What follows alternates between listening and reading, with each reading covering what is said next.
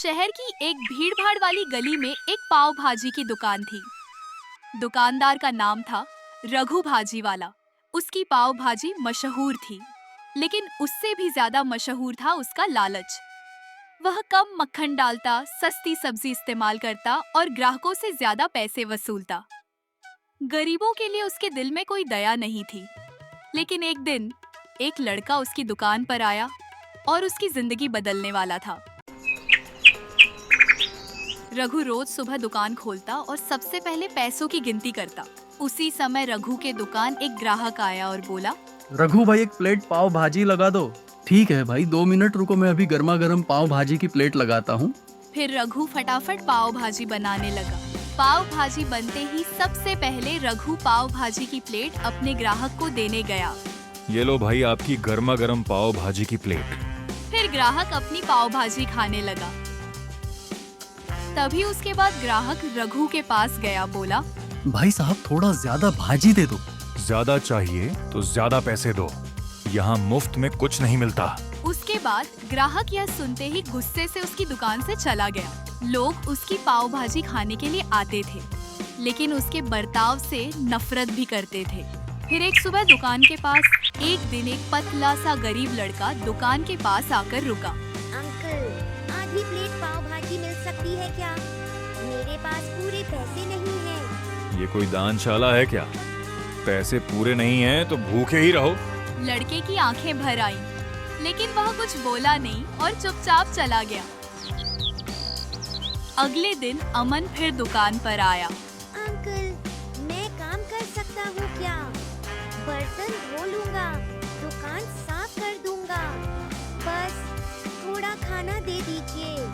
ठीक है, काम करोगे तो खाना मिलेगा, लेकिन ठीक से काम करना। रघु ने उसे दया से नहीं, अपने फायदे के लिए रखा था। रघु अमन से सुबह से रात तक काम करवाता, फर्श साफ कराता, बर्तन धुलवाता, सामान उठवाता। फिर अमन रघु के पास जाता और बोलता, अंकल, थोड़ा आराम मिल सकता है क्या? यह काम के पैसे मिल रहे हैं, आराम चाहिए तो जल्दी काम पूरा करो। अमन थक जाता, पर फिर भी मुस्कुराकर काम करता।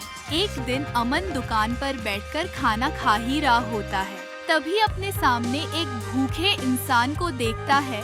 तो अमन वह भूखे इंसान के पास जाता है और बोलता है, चाचा, यह लो, मेरी भाजी खा लो।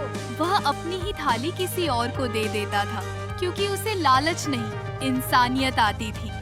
दोपहर के समय रघु पैसे बचाने के लिए भाजी में पानी ज्यादा और सब्जी कम डाल के पाव भाजी बनाने लगा।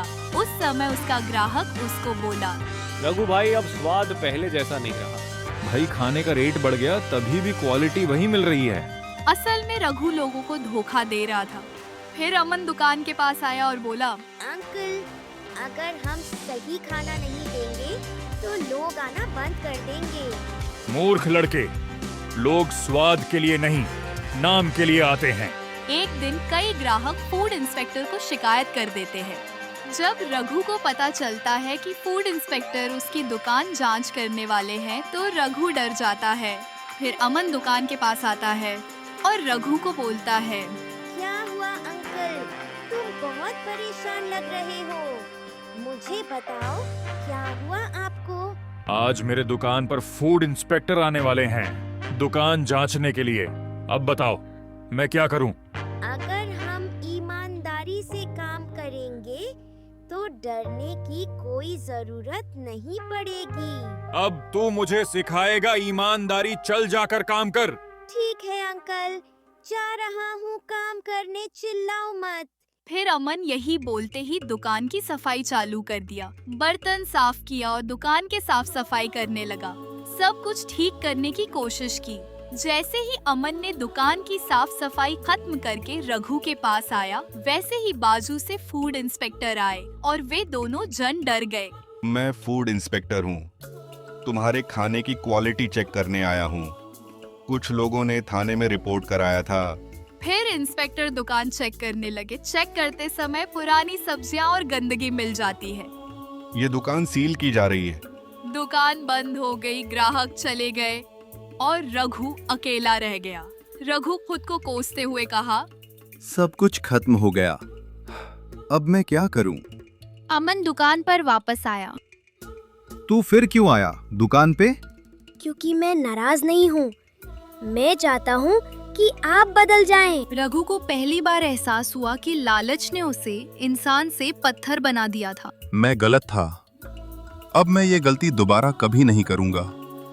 रघु ने तय किया, अब वो ईमानदारी से भाजी बनाएगा।